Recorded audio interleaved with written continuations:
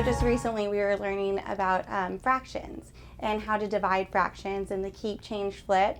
And so they were kind of getting it, but I was like, let's make this fun. And so we started like singing, and then we're like, keep, change, flip, and they made their own tunes. And I just, even like those simple lessons like that I can remember, it's just like those aha moments where they're having fun and learning, even though this is like one of the hardest math concepts you have to know, dividing fractions on a 5th grade level, and they can barely add and subtract, but we're getting there. And when they see it, they know how to break it down and keep, change, flip. And just the other day I have a 5th grade student, he was like, I've got this, Miss Smith. I was like, okay, I'm here, but I'll watch. And he went and talked to the student. He was like, I've been in this situation. I know it seems impossible and you're frustrated, but here are some things that Miss Smith has taught me to do. And I'm like, I mean, oh my goodness, like what a great moment to see like my teaching and my strategies hand down to real life and then them applying it.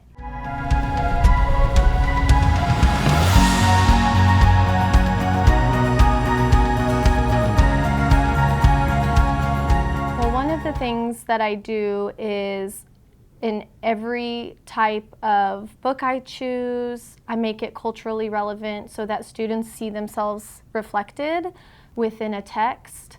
I always try to connect everything that we do, not only in a specific lesson, but to some kind of real-world application so that they see that the things that we're learning in the classroom are not just isolated to this one specific skill or this one specific activity or learning target.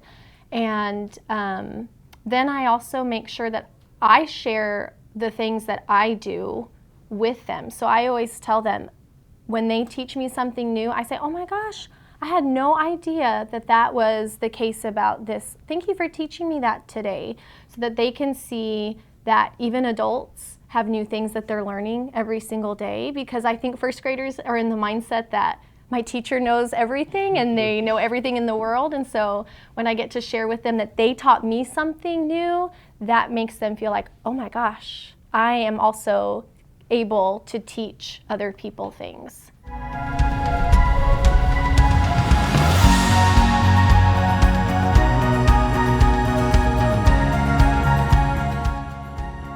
First group of kiddos my first group of 5th graders are seniors, and so I think my contributions come in moments where they're dealing with conflict resolution or having to persevere, and those life conversations that come about in my classroom or off to the side.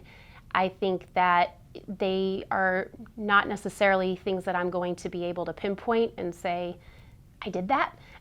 But I like to think that in those moments, my voice comes to my kids' heads and they remember something that was said or something that was done that reminds them of me. And I think that would be a contribution that is a legacy, whether it's this idea of, failure is part of the process, but we don't accept failure, we power through it.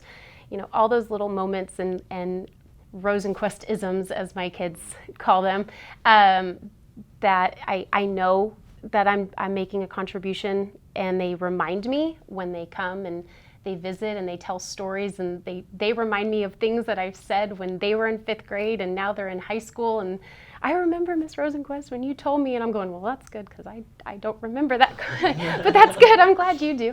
It's in my kids, that's my contribution, and they know what I contributed, and I just cross my fingers that it comes up in times when they need me. So.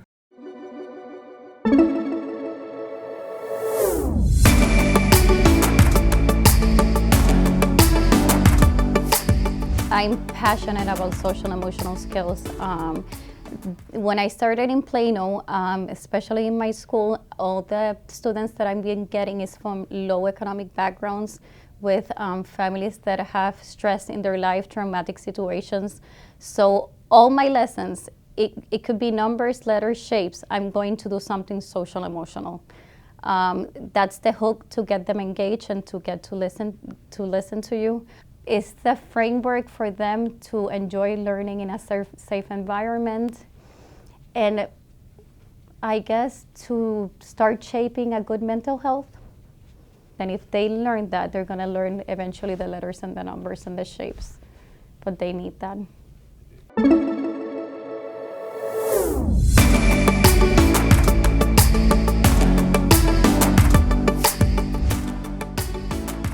just spoke so much to me.